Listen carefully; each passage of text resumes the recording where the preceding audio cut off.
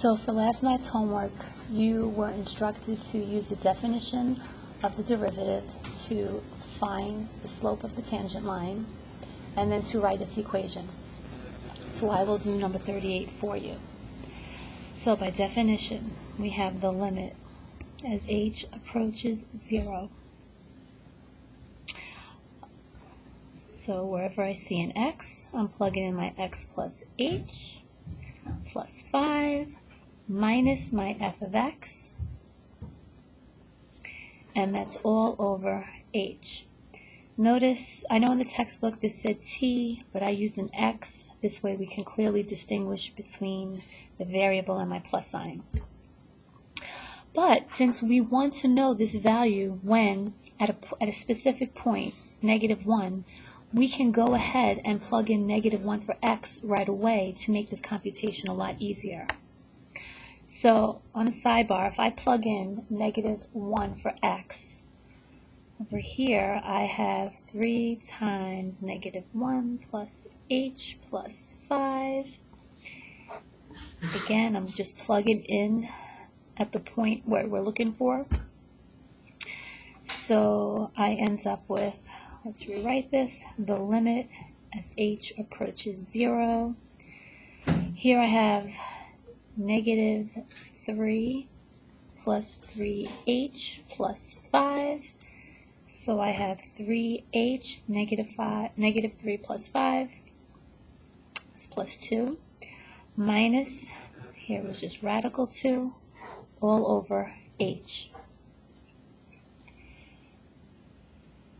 Well, I need to plug in 0, so I know I need to do something here. And if we remember, we can't just plug in, we need to do something. So I have a radical here. I will multiply this by its conjugate. So I have 3h plus 2 plus radical 2. Whatever I do to the numerator, I must do to the denominator. And so remember, when I multiply conjugates, I could just go ahead and square this.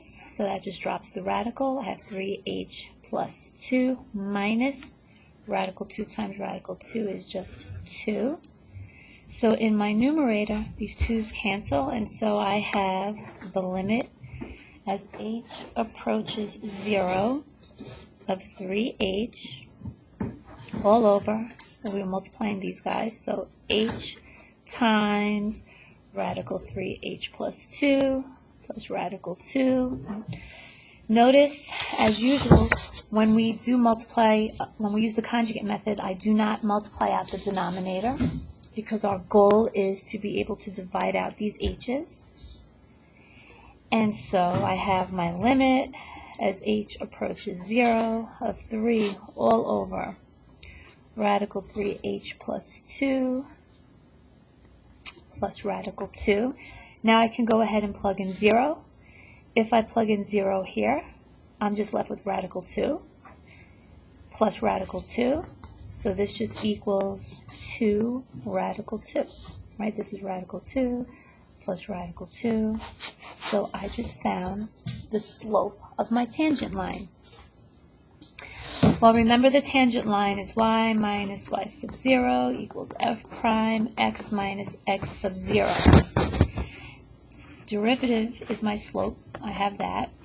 Now I need to know what is f of -1 to find my y value. So again, here was my original function. I'm going to plug in -1. And so I have 3 times -1 plus 5. Well, this just equals radical 2. So I'm looking for the tangent at the point -1 comma radical 2.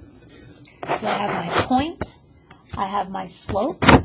I can go ahead now and write the equation for my tangent line. Y minus radical 2 equals, my slope is 3 to radical 2, x minus -1. Final answer. Let's pull. Okay, so now I will start you off with number 42. So 42, notice we have my function is x to the negative 2. And if I was using my power rule, I like it in this form. But since we have to use the definition of the derivative, I would rather write that in this form, 1 over x squared. So we're using the limit as h approaches 0 of 1 over x plus h squared minus 1 over x squared all over h. And again, this is easier now because I am looking at a specific point, so I can go ahead and plug in -1 for every x to make my computations much easier. So on the side here, I'll just plug it in. I have -1 plus h squared minus, well, 1 over -1 squared is just 1.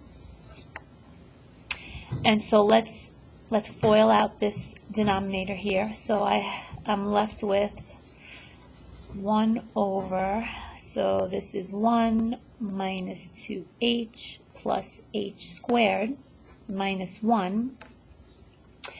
In order to subtract fractions, I need a common denominator. Well, this is easy because this is 1, and anything over itself is 1. So I have 1 over 1 minus 2h plus h squared minus, and since I'm subtracting, let's use parentheses. We'll just write this over itself.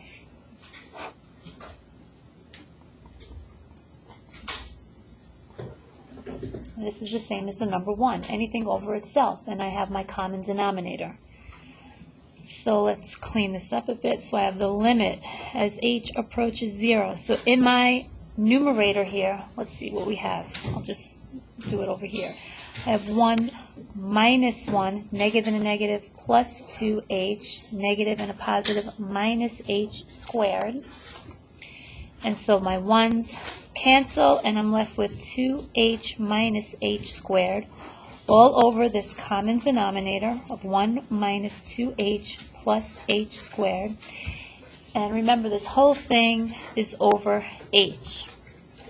A lot of algebra here. Well, if I have a fraction divided by something, and I can rewrite h as h over 1 just to make that clear, I will just keep, change, and flip. So we'll do that on the side here. So I'll keep this first fraction, but let's go ahead and factor out this h. So if I take out an h, I'm left with 2 minus h all over 1 minus 2h plus h squared. So I keep, I change. If I'm dividing by h, I'm multiplying by 1 over h. And so this works out nicely because my h's divide out, and so I'm left with the limit as h approaches 0 of 2 minus h all over 1 minus 2h plus h squared. And so now I can go ahead and plug in 0. So when I plug in 0 in the numerator, I'm left with just 2. When I plug in 0 in the denominator, this is 0, this is 0, so 1 minus 0 is just 1.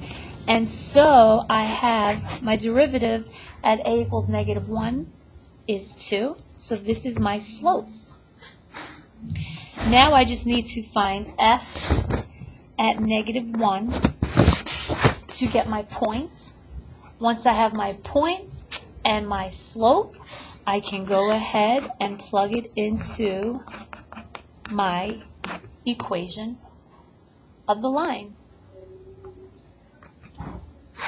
Hope this video helps.